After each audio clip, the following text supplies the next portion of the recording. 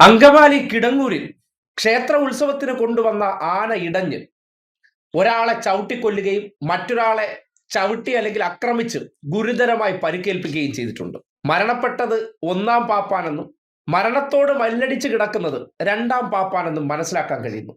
കേരളത്തിന്റെ ജനവികാരത്തെ ഒന്ന് നോക്കിക്കാണുകയായിരുന്നു. ഈ ചെയ്തത് നാട്ടിലെ ഒരു മുതലാളിയുടെ ആന ആയതുകൊണ്ടോ നാട്ടിലെ ഏതോ ഒരു പ്രമാണി ഒരു ആനയെ മേടിച്ച് ചങ്ങലക്കിട്ട് അദ്ദേഹം പണം മേടിച്ച് ക്ഷേത്രത്തിലേക്ക് വിട്ടുകൊടുക്കുന്നു. അവിടേക്ക് തൊഴിലാളികളായിട്ട് കൊണ്ടുപോയ പാപ്പാന്മാർ, അല്ലാതെ ഈ വാങ്ങി നിർത്തിയിരിക്കുന്ന മുതലാളിമാർ ഒരിക്കലും ഇതിനെ കൊണ്ടുപോകില്ലോ. ഈ തൊഴിലാളികൾ അടിമ ജോലി ചെയ്യാൻ ഇതുപോലെ കുറെ ആൾക്കാരുണ്ടല്ലോ, അവര് ആ പറഞ്ഞ സ്ഥലത്തേക്ക് കൂലിക്ക് ആനയും കൊണ്ട് പോകുന്നു. അങ്കമാലിക്കടുത്തെ മറ്റൊരു ക്ഷേത്രത്തിലെ ഉത്സവത്തിന് കൊണ്ടുവന്ന ആന കിടങ്ങൂരിലെ മഹാവിഷ്ണു ക്ഷേത്ര പരിസരത്താണ് ആനയെ കൊണ്ടുവന്ന് ബന്ധിച്ച് നിർത്തിയത്, അതായത് ചങ്ങലയ്ക്ക് മരത്തിൽ കെട്ടി നിർത്തിയത്. ഇനി പത്രഭാഷയിലും സവർണ ഭാഷയിലും പറഞ്ഞാൽ തളച്ചത് എന്ന് പറയാം. കാര്യം ആനയെ കൊണ്ടുവന്ന് കെട്ടുന്നതിനെ അവിടെ തളയ്ക്കൽ എന്ന വാക്ക് ഉപയോഗപ്പെടുത്തിയിട്ടുണ്ട്. അവിടെ നിന്ന് ആന പൊടുന്നനെ അക്രമകാരിയായി മാറുകയാണ്. അതിന് വെള്ളവും ആഹാരവുമായിട്ട് വന്ന പാപ്പാനെ തന്നെ പലതവണ ആക്രമിച്ച് അവിടെ വെച്ച് തന്നെ അദ്ദേഹത്തിന്റെ ജീവൻ പോയി. അക്രമത്തിൽ രണ്ടാം പാപ്പാനായിട്ടുള്ള വിഷ്ണു മരിക്കുകയും ഒന്നാം പാപ്പാനായിട്ടുള്ള പ്രദീപിന് ഗുരുതരമായി പരിക്കേൽക്കുകയും ചെയ്തു. ഇതിപ്പോ കാട്ടിൽ നിന്നൊരു ആന പുറത്തേക്ക് വരുന്നു. അതുപോലെ ആരുമായിട്ടൊരു ബന്ധവുമില്ല. വഴിയിൽ നിൽക്കുന്ന ഒരാളെ ആക്രമിച്ചു, ജീവൻ നഷ്ടപ്പെട്ടു. എന്തൊരു കുരുപൊട്ടലായേനെ. പക്ഷേ നമ്മുടെ നാട്ടിലെ ചില തറവാടുകളിലെയോ അല്ലെങ്കിൽ മറ്റ് സവർണ പ്രമാണിമാരുടെ വീടുകളിലെ ആനയായതുകൊണ്ട് നമ്മുടെ മനുഷ്യവികാരം അങ്ങോട്ട് പൊട്ടാതെ നിൽക്കുകയാണ്. മരണപ്പെട്ടവർ മരിക്കേണ്ടവർ തന്നെയാണ്. അവർ ഇതിനു വേണ്ടി നിയോഗിക്കപ്പെട്ട ചാവേറുകളാണ്. നേരെ മറിച്ച് ഏതെങ്കിലും പാവപ്പെട്ട വ്യക്തിയാണ് കാട്ടിൽ നിന്ന് ഇറങ്ങി വന്ന ആന കൊന്നിരുന്നെങ്കിൽ ആന കൊന്നേ നിലവിളിയാകും. ഇത് ആനയല്ല, ഇതിന്റെ പേര് പാർത്ഥസാരഥി. ആന എന്നുള്ള പേര് അതിനൊരു അലങ്കാരമില്ലാത്തത് കൊണ്ട് കാട്ടിലെ ആനയെ പിടിച്ചുകൊണ്ടുവന്ന് വായി തോന്നുന്ന ഒരു പേരുമിട്ട് അതിനുശേഷം ഇതിനെന്തോ സവിശേഷതകൾ ഉണ്ടെന്നൊക്കെ പരസ്യം കൊടുത്ത് പ്രചരിപ്പിച്ച് നാട്ടിലേക്ക് വിടുകയാണ്. ഇന്നിപ്പോൾ ഉത്സവം നടക്കുന്ന സന്ദർഭത്തിലാണ് ഈ അനിഷ്ടം ഉണ്ടായെന്ന് കരുതുക. എത്ര പാവങ്ങൾ ഇരയായെന്ന്. നഷ്ടപ്പെട്ടു പോയ ഒരു ജീവൻ, അതും പോരാഞ്ഞിട്ട് പ്രദീപ് എന്ന വ്യക്തിയെ രക്ഷപ്പെടുത്താൻ ഇവിടുത്തെ ആരോഗ്യ മേഖല കിണഞ്ഞു പരിശ്രമിക്കുന്നുണ്ട്. നട്ടെല്ല് തകർന്നു എന്നാണ് അറിയാൻ കഴിയുന്നത്.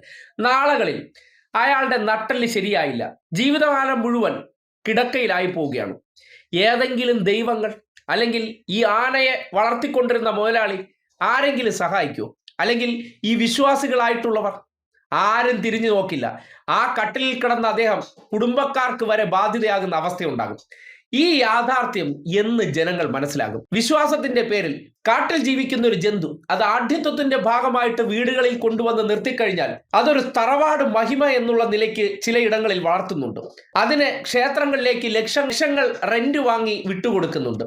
അങ്ങനെ ചെയ്യുന്ന പ്രവൃത്തിയിൽ ആനയ്ക്ക് ആഹാരവും കൊടുത്ത് ഈ ചൂട് കാലഘട്ടത്തിൽ അതിന്റെ പുറത്ത് ഇവർ ആഗ്രഹിക്കുന്ന കുറെ വേഷഭൂഷാദികളെല്ലാം ചാർത്തിയാൽ അത് സന്തോഷത്തോടു കൂടിയാണ് ഇത് ചെയ്യുന്നതെന്ന് വിചാരിക്കുന്ന തലയ്ക്കകത്ത് താമസമില്ലാത്ത മനുഷ്യർ ഇന്നുമുണ്ടല്ലോ എന്ന് ചിന്തിച്ചു പോവുകയാണ്. എത്രയെത്ര ജീവനുകൾ! കാട്ടാന കൊന്നതിനേക്കാൾ നാട്ടിലെ ആനകൾ കൊന്നു തള്ളിയത് അനേകം ജീവനുകളാണ്. ആ ജീവനുകൾ പൊലിയുമ്പോൾ ഇവിടത്തെ പാവപ്പെട്ടവന്റെ കുടുംബത്തിലെയോ അല്ലെങ്കിൽ പാപ്പാനായിട്ട് പോകുന്ന അടിമ തൊഴിലാളികളുടെ ജീവനൊക്കെ പുല്ലുവിലയാണ്. അവനൊക്കെ ഇതിനു വേണ്ടി ചാവേറാക്കിയവൻ തന്നെയാണ്. ഏതെങ്കിലും തറവാട്ടിലുള്ള പ്രമാണിമാരുടെ ജീവനാണ് പോയതെങ്കിൽ മുറിവേൽക്കുന്ന രീതി ഒന്ന് മാറുന്നത് കാണാമായിരുന്നു. കേരളത്തിലെ സംഘപരിവാറുകാർ എത്ര വിദഗ്ധമായിട്ടാണ് ഈ മരണപ്പെടലുകളെ എല്ലാം നിസ്സാരവൽക്കരിക്കുന്നതെന്ന് ഒന്നുകൂടി കാണുക. തൃശൂർ പൂരം നടക്കുന്ന സന്ദർഭത്തിലും 33ഓളം ജീവനുകൾ നഷ്ടപ്പെട്ട സാഹചര്യത്തിൽ ആ മരണങ്ങളുടെ നെഞ്ചത്ത് ചവിട്ടി പൂരം നടത്തി. മരിച്ചവർ പോയി, അവർക്ക് അതാണ് വിധി, അതിന് നിയോഗിക്കപ്പെട്ടവരാണ്. അതുപോലെയാണ് ആ പാവപ്പെട്ട പാപ്പാന്മാരും. ആനയുടെ അക്രമത്തിന്റെ ദൃശ്യങ്ങൾ പുറത്തേക്ക് വരുമ്പോൾ മനസ്സിലാക്കാൻ കഴിയുന്നത്, ഇതൊക്കെ കണ്ടിട്ട് നമ്മൾ നിൽക്കുന്നിടത്ത് വെച്ച് ഇങ്ങനെ ഒരു സംഭവം ഉണ്ടായി ഞങ്ങളുടെ മക്കൾക്കോ അല്ലെങ്കിൽ ഏറ്റവും വേണ്ടപ്പെട്ടവരെയാണ് ഇതുപോലെ ആന അപകടപ്പെടുത്തിയെങ്കിൽ സഹിക്കുമായിരുന്നു. ചിന്തിക്കുന്നവർക്കല്ലേ ആശങ്ക ഉണ്ടാകുള്ളൂ. അല്ലാത്തവർക്ക് എന്താണ്? ചെന്ന് കയറിക്കൊടുക്കുന്നു, കിട്ടുന്നത് വെച്ച് അനത്തുന്നു, നഷ്ടപ്പെടുന്നെങ്കിൽ വീട്ടുകാർക്ക് പോകുന്നു. എന്തൊരു അവസ്ഥയാണെന്ന് നോക്കണേ. ആചാര കച്ചവടത്തിന്റെ ഭാഗമായിട്ട് അപകടങ്ങളെ ഇരന്നു വാങ്ങുന്നതിന്റെ ഏറ്റവും ഒടുവിലത്തെ ഉദാഹരണമാണ് അങ്കമാലിയിൽ കണ്ടതെന്ന് കൃത്യമായി പറയേണ്ടി വരികയാണ്.